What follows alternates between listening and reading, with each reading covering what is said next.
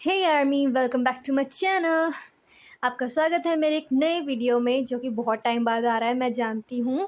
But this is a very requested video of how to do drawing practice.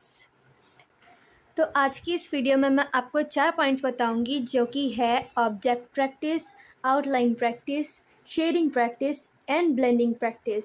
तो please इस video को पूरा देखना क्योंकि ये वीडियो इतना ज़्यादा इम्पॉर्टेंट है ना, आपके लिए बहुत ज़्यादा काम का वीडियो है। तो सबसे पहले, जब मैं अपना वीडियो शुरू करने से पहले मैं आपको ये बताना चाहती हूँ कि मैं और फ्लावर सिमी एक दूसरा कोलैबोरेशन कर रहे हैं।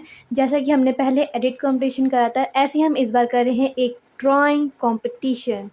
तो इसमें रूल्स मैं आपको बता देती हूँ कि आपको किसी और की ड्राइंग को कॉपी नहीं करना है। आप रेफरेंस ले सकते हैं, किसी और की ड्राइंग को देखकर बना सकते हैं, पर उसी ड्राइंग को, फ़ोटो को या वीडियो को आपको लेकर रिपोस्ट नहीं करना। दूसरा ये कि जब आप अपनी वीडियो बनाओगे उसको आप शॉर्ट में बनाना, जो शॉर्ट वीडियोस होते हैं वो बनाना, और उसके बाद उसमें हैशटैग लगाना, परमिशन टू चिमी। ये आपको हैशटैग उसमें यूज़ करना है। और फिर उसके बाद आपको इसको 1 जून से पहले पहले ही अपलोड कर देना है बनाकर, ताकि हम फिर इसको रैंक कर सकें। तो जैसे कि पिछली बार विनर जो थी वो थी जेके, तो इस बार भी आपको आपका विनर पता चल जाएगा जिसकी भी ड्राइंग अच्छी होगी। और जो बाकी की डिटेल्स हैं और वो सारी इन्फॉर्मेशन आपको डिस्क्रिप्शन में मिल जाएगी, तो आप वहाँ से जाके चेक कर लेना। और फ्लावर चिमी के चैनल का भी लिंक उसी डिस्क्रिप्शन में, आप प्लीज़ चेक करना। तो without wasting the time, let's get jump into the video.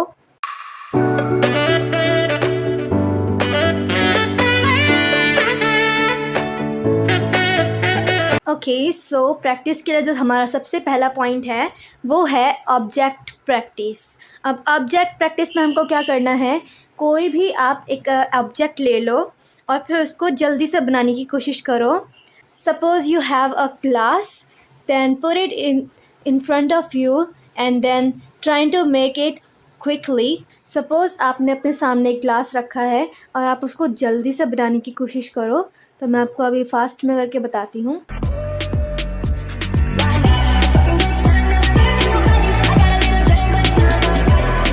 So now you can see कि आपको ऑब्जेक्ट प्रैक्टिस कैसे करनी है। First draw a line, then this type of line, and if you are making a glass or any type of pot, then make a circle for the top. Basically you have to make a oval and then your surface.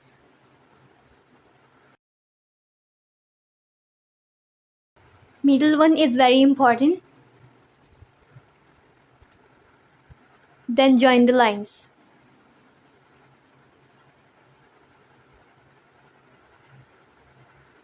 And now make it fair.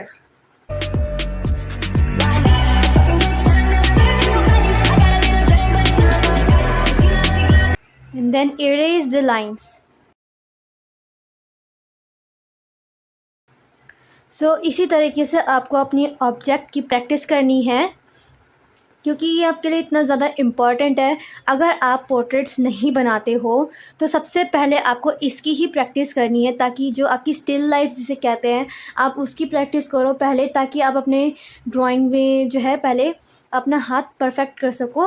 फिर उसके बाद आप portraits पे जाओ अगर आप beginner हो तो, क्योंकि मैंने भी ऐसे ही शुरू करा था। पहले ऑब्जेक्ट प्रैक्टिस करो, then you have to switch to the portraits. तो अब बात करते हैं, अगर हम पोर्ट्रेट्स बनाना हम शुरू कर दिया है तो फिर बात आती है आउटलाइंस की। आउटलाइंस हमें ऐसा लगता है कि ये क्या चीज़ है, हम कैसे बनाएंगे। आउटलाइन हमें एक एलियन की तरह दिखती है, जैसे पता नहीं क्या चीज़ आ गई हमारी लाइफ में। सबसे पहले जो हमको फोकस करना होता है वो है observation. Suppose you are making this photo, तो सबसे पहले आप इसको ऑब्ज़र्व करो कि ये बनी किस तरीके से है, इसकी जो आउटलाइंस है, इसकी जो शेपिंग है वो आखिर है कैसे। तो आप पहले फ़ोटो को ऑब्ज़र्व करो कि कोई कौन सी चीज़ कैसे तरीके से बनी हुई है, उसकी जो लाइंस है, उसके फेस का जो कट है, जो उसकी जॉ है, आईज़, नोज़, लिप्स किस तरीके से हैं, लाइट डार्क कहाँ पे है, पहले वो देखो, फिर उसके बाद उसको बनाना शुरू करो। Okay, this is just for an example. आप सपोज़ शुकी बना रहे हो तो सबसे पहले आप यही देखोगे कि वो बना किस तरीके से है, कि वो पहले ओवल है, फिर उसके बाद उसके छोटे लेग्स हैं, हैंड्स हैं, और उसका फेस है, टीथ है, आइज़, नोज़, ऐसे देखोगे तभी तो आप उसको बनाओगे। इसी यही सेम चीज़ आपको करनी है पोर्ट्रेट्स में। पहले आप उसको देखो कि वो किस तरीके से बनी हुई है। और मैं अपना एक सीक्रेट टिप आपको बताती हूँ। जब मैं अपना कोई भी पोर्ट्रेट शुरू करती हूँ जो कि थोड़ा मुश्किल मुझे लगता है, तो सबसे पहले मैं उसे रफ़ बनाती हूँ। रफ़ बनाने का मतलब ये है कि आप कोई भी पेंसिल ले लो, नॉर्मल पेंसिल जो आप यूज़ करते हो, तो फिर उसके बाद आप एक तरफ अपनी रेफ़रेंस को रखो। अगर आप फ़ोन से बना रहे हो तो फ़ोन से, नहीं तो आप प्रिंट आउट बना रहे हो तो प्रिंट आउट, एंड देन आप इस तरह अपने पेज को रखो जिस पे आप बना रहे हो, और उसके बाद देखो और एक जल्दी से रफ़ स्केच बना दो, ठीक है? जैसे कि मैंने योंजुन नो नो जैसे कि मैंने सुबिन वाली जो ड्राइंग थी मेरी, ये वाली, तो इसमें भी मैंने पहले यही करा, जो रफ़ स्केच होता है पहले मैंने वो बनाया इसको देखकर। इससे होता ये है कि हमको पता चल जाता है, हमारे दिमाग में एक साइकोलॉजिकल तरीके से हमारे दिमाग में बैठ जाता है कि ये इसमें जो आइज़ यहाँ है, नोज़ ऐसे है, इस तरीके से बना हुआ है, हमें उस चीज़ की प्रैक्टिस हो जाती है। जैसे कि मैथमेटिक्स के हम सॉल्यूशन करते हैं, एक बार सॉल्व करने के बाद हमको पता चल जाता है कि हमें कैसे सॉल्व करना है। उसी तरीके से हम आर्ट वर्क में भी यही करते हैं। हमें एक बार रफ स्केच बनाने से हमको ये पता चल जाता है कि हमने रेफरेंस में हमें एक तरीके से उसकी प्रैक्टिस हो जाती है।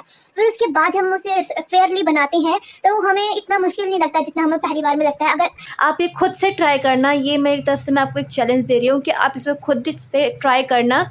आप कोई भी पिक्चर लो, रेफरेंस लो, आपको 2 तरीके से करना है। पहले नॉर्मल फेयर बनाओ, फिर कुछ टाइम बाद उसका रफ़ बना के फिर उसके बाद फेयर बनाओ। तो आपको ये खुद ही पता चल जाएगा, खुद ही एहसास होगा कि हाँ, रफ़ स्केच बनाने से मदद मिलती है। सबसे पहले ऑब्ज़र्व करो, रफ़ स्केच बनाओ, फिर उसके बाद उसको टाइम देकर आराम-आराम से धीरे-धीरे बनाओ, आउटलाइंस को देखकर बनाओ और अपना ज़्यादा टाइम आउटलाइंस में दो। फिर हम बात करते हैं शेडिंग की।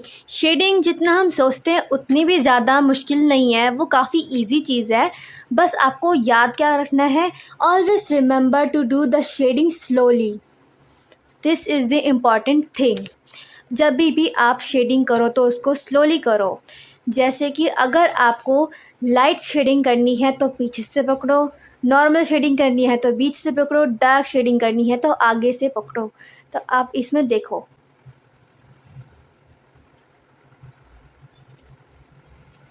अब ये पॉइंट ध्यान से सुनना, अगर आपको डार्क शेडिंग करनी है तो आप पेंसिल को आगे से पकड़ो, प्रेशर का अप्लाई करो, और इसमें आप फास्टली कर सकते हो। इसमें कुछ ऐसा नहीं है कि आप स्लो करोगे, इसमें आप फास्टली कर सकते हो। फिर अगर आपको नॉर्मल शेडिंग करनी है तो इसको पेंसिल को जो है बीच से पकड़ो और नॉर्मली करो।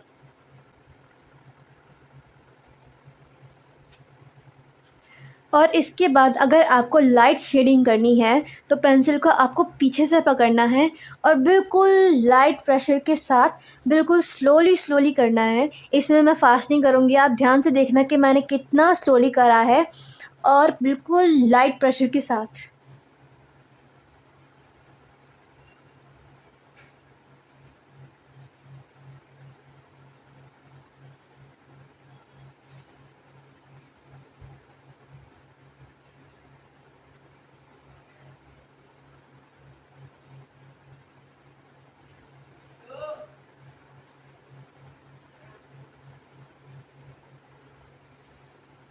So now you can see the dark, medium and the light.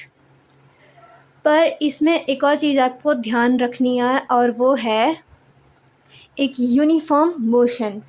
अगर अगर आप नॉर्मल जो शेडिंग है आपकी, मान लो आप लाइट शेडिंग कर रहे हो ऐसे, और इसमें आप बीच में ऐसे कर दो लाइक दिस, तो वो ऑफ कोर्स ख़राब होनी ही होनी है। तो इसलिए जब आप शेडिंग करते हो तो उसे एक ही डायरेक्शन में करो, और बिल्कुल ये चीज़ का ध्यान रखो कि आप कहीं पर ज़्यादा डार्क ना कर दो, कहीं पर लाइट ना कर दो।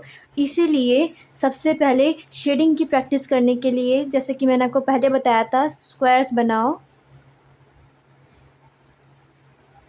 उनको डिवाइड करो और फिर इसमें प्रैक्टिस करो। इससे क्या होगा कि ऐसा नहीं होगा जैसे आप शेडिंग करते हो कहीं डार्क हो जाएगा और कहीं लाइट हो जाएगा, ये नहीं होगा। दूसरा ये कि आपका यूनिफॉर्म मोशन हैंड का बनेगा। तीसरा ये होगा कि अगर आपको लाइट शेडिंग करनी है तो ऐसा नहीं होगा कि आप जल्दी से कर रहे हो तो वो डार्क हो जाए, या फिर आपकी हैंड की एक परफेक्शन आ जाती है जब आप इस तरीके से प्रैक्टिस करते हो। फिर प्रैक्टिस करने के बाद आप इसको अपने पोर्ट्रेट में यूज़ करना। फिर बात आती है ब्लेंडिंग की। ब्लेंडिंग इतनी ज़्यादा इजी है और इतनी ज़्यादा सेटिस्फाइंग मुझे लगती है कि मैं इसे आराम से बैठ के करती रहती हूँ। आपको बस कुछ नहीं करना, जो भी आपका टूल है आप उसको सर्कुलर मोशन में ब्लेंड करो, लाइक दिस। अगर आपने यहाँ पे शेड करा है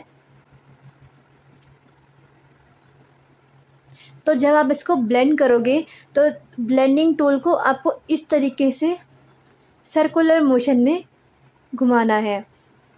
अगर आपने कुछ आर्टिस्ट को देखा होगा जो कलर पेंसिल से ड्रॉ करते हैं, वो नॉर्मली ऐसे कलर नहीं भरते, वो सर्कुलर मोशन में करते हैं। क्योंकि आप ध्यान से देखना, जो आपके पेजेस होते हैं उनमें बीच में जगह होती है, तो वो सर्कुलर मोशन से शेडिंग करने या ब्लेंडिंग करने से वो उन होल्स में भी जो ग्रेफाइट है वो जाता है। पर जिस तरह अगर हम ऐसे करेंगे तो वो उसमें हमको पोर्स दिखाई देंगे, पर सर्कुलर मोशन में ऐसा नहीं होता। इसमें जो हमारे पेज की रफनेस है वो दिखाई नहीं देती है। इसलिए जब भी आप ब्लेंडिंग करो तो उसको सर्कुलर मोशन में करो, लाइक मैं आपको अभी करके दिखाती हूँ ये चीज़। एंड ऑलवेज़ रिमेंबर कि जब आप शेडिंग करो तो आपकी पेंसिल कुछ इस तरीके से शार्प होनी चाहिए। Focus please, focus, focus bro. हाँ, वो दिख ही गई होगी। तो आपको अपनी पेंसिल को बिल्कुल शार्प रखना है ताकि आपकी जो वही चीज़ है पोर्स ना दिखाई दें। फिर उसके बाद आपको बिल्कुल यूनिफॉर्म मोशन से शेड करना है, और जब आप ब्लेंड करो तो सर्कुलर मोशन में ब्लेंड करना है।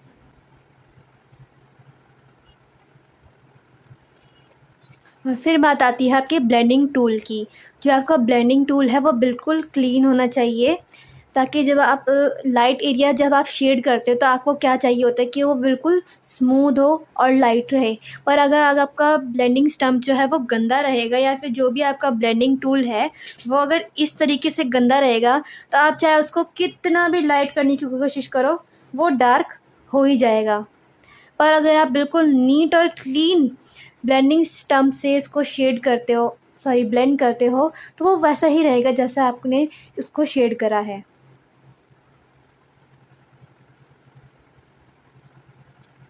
So now as you can see. और अगर आप ब्रश यूज़ करते हो तो वो भी ध्यान रखना कि वो भी क्लियर हो, और अगर आप ब्लेंडिंग स्टम्प यूज़ करते हो तो वो भी क्लीन हो। क्योंकि मैंने जैसा कि आपको बताया, अगर आप डार्क या शेड करते हो तब तो ये ठीक भी है कि एक बार चल भी जाएगा, पर अगर आप लाइट एरिया शेड कर रहे हो और फिर उसके बाद उसको ब्लेंड करते हो इस तरीके के टूल से, तो वो ऑफ कोर्स डार्क हो जाएगा और आपका आर्ट वर्क ख़राब हो जाएगा। तो इस चीज़ का आप ध्यान रखना। तो आर्मी, एक बार फिर से सब कुछ रिकॉल कर लेते हैं। और सबसे पहले आता है ऑब्जेक्ट प्रैक्टिस, कि आपको उसमें एक ऐसे लाइन लगानी है, फिर ऐसे, फिर सर्कुलर, और जिस भी तरीके से आप जो भी बना रहे हो उस तरीके से आपको ओवल, सर्कल्स वगैरह बनाने हैं। और फिर उसके बाद आपको लाइन जॉइन करनी है, फिर उसको फेयरली बना देना है और आपका ऑब्जेक्ट बन गया। और इसके बाद आप लाइट की भी प्रैक्टिस कर सकते हो, वो मैं आपको अनदर वीडियो में बताऊंगी जो इसके बाद आएगा, कि आपको ऑब्जेक्ट प्रैक्टिस की कैसे मतलब उसको शेडिंग करनी है उसमें। और फिर उसके बाद आती है बात आउटलाइंस की। जो आउटलाइंस है आपको उसको सबसे पहले तो ऑब्ज़र्व करने के बाद आपको उसका रफ़ स्केच बनाना है। फिर उसके बाद पूरा टाइम देके आपको उसको ड्रॉ करना है। और फिर उसके बाद हम बात करते हैं शेडिंग की। आपको शेडिंग बिल्कुल शार्प पेंसिल से करनी है और बिल्कुल स्लोली करनी है। और अगर आप लाइट करना चाहते हो तो पीछे से पकड़ो, थोड़ा मीडियम तो बीच में से और डार्क तो आगे से।